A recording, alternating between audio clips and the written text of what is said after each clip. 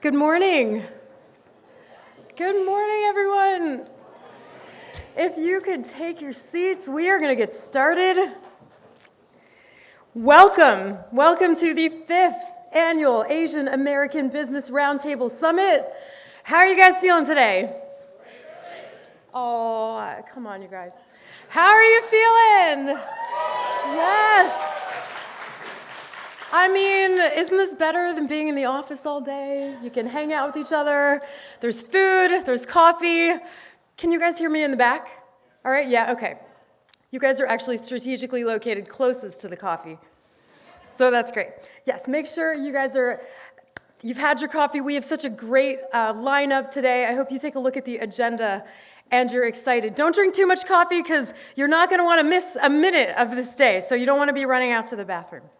But make sure you're hydrated. All right, welcome. I do hope that you take a quick look at that agenda and that you are excited because there is an incredible day planned for you today. We're going to have a couple panels this morning.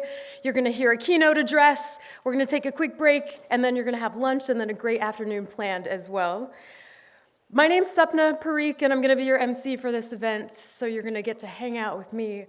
I get to hang out with you all day long, and this is actually the third time that I've emceed this summit. So I tell John, I don't work for the AABDC, but I think I should officially be hired by the AABDC.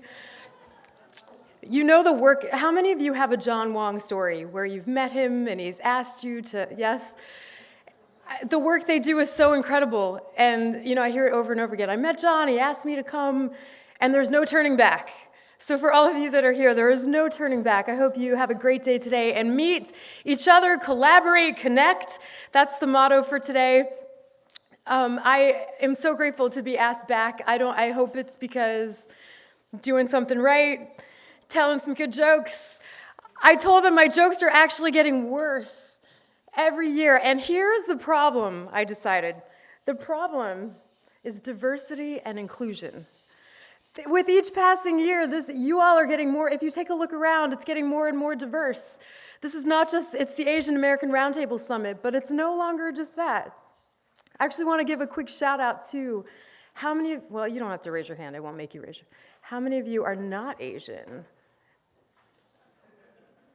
Shout out, love to you guys, because do you feel like you're not crashing this event? I don't know if you're telling your coworkers, I'm going to the Asian American Summit. You're totally not only welcome here, but it's crucial that you're here because we can't just lift our own up. We have to lift each other up. And so shout out to all of you. I know you might feel outnumbered, but you are welcome, and we are glad to have you. All right.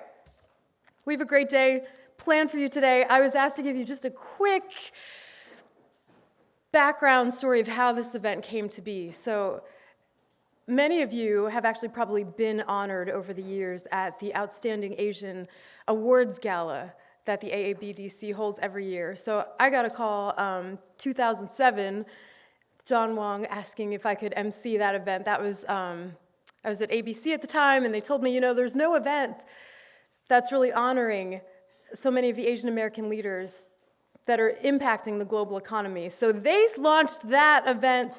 It's now been 18 years, and they've honored more than 850 Asian American entrepreneurs and corporate executives, like many of you. And it's from that event that this event came to be. They wanted to give you a place to not just be awarded and to be honored, but to actually connect and collaborate and to take action. So that's the whole point for today. Are you guys excited? Yeah? Are you excited? Our theme for today is focusing on the younger generation and how those generations are impacting the corporate environment and also creating lasting change. And we're also going to continue the conversation about building employing resource groups and also D&I strategies. All right, it is my pleasure to welcome to the stage Juhi Wong for the opening remarks today. So Juhi is the former president of Elizabeth Arden. She's most recently served as the global CEO of Moroccan Oil, which, if you guys don't know, it's an incredible hair product that tames hair like this. And, breaking news, on January 13th. She gave me the okay to tell you this. She will be announcing her new position. I can't tell you what it is yet. You have to wait until next week. So early congratulations for that. But Juhi also has a background in commodities training. She's the co-chair of this summit and a longtime supporter of the AABDC. And as John said last night, when he needs something, he calls you. So please put your hands together and help me give a warm welcome to Juhi Wong. Thank you so much. Can you guys hear me? I've decided to use the mic because I'm very afraid that if I stood behind that podium, no one will see me other than my head. So I'm not going to let that happen. Well, first of all, welcome everyone, and thank you for taking the time to be at this event. As I was researching my opening remarks, and I promise I'll keep it short, I was looking at articles that were about Asian Americans in general. And there was a commission study by a major established Silicon Valley to look at what was the minority situation in the workforce was looking like. And what was really unusual was that they lumped all of the Asian Americans into other minorities. And they have very significant categorization for African Americans, Hispanics, and Native Americans. So when the Harvard Business Review looked at that commission study, they said, this is very ironic because in the opening remarks of that study, the CHRO for diversity and inclusion actually said, if you don't intentionally include, you have unintentionally excluded. And it was unusual because what it told me was that he wasn't unintentionally doing anything or intentionally doing anything. In fact, he had every good intention of doing the right thing. But you don't know what you don't know. And therefore, conferences and summits like this is so important because it allows us a platform to uncage our frustration, to advocate, and ultimately help to pave the way for actionable results. And when you talk about actionable results, I really want to give a shout out to Indra Nooyi, our headliner today. Throughout her, yes, let us give her a hand. She is really an action in motion. Because of her, many minority executives, not because they are minorities, but because they have the talent, plus the opportunities that she gave them, they flywheel themselves to success. And they have gone on to do exactly what she has done for them by paying it forward. So I'm really, truly grateful for a leadership like this, because without leadership like this, people like me and you will not be having those opportunities. So thank you very much, Indra.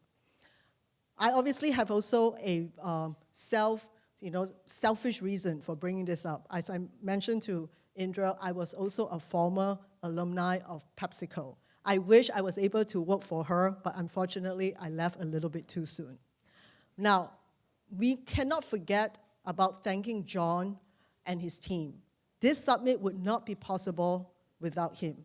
So while we know that he has fervorously, in the last 25 years, been on the AABDC, the AABR is really in its 5th year. So thank you, John, and your team for making this possible for us. Now,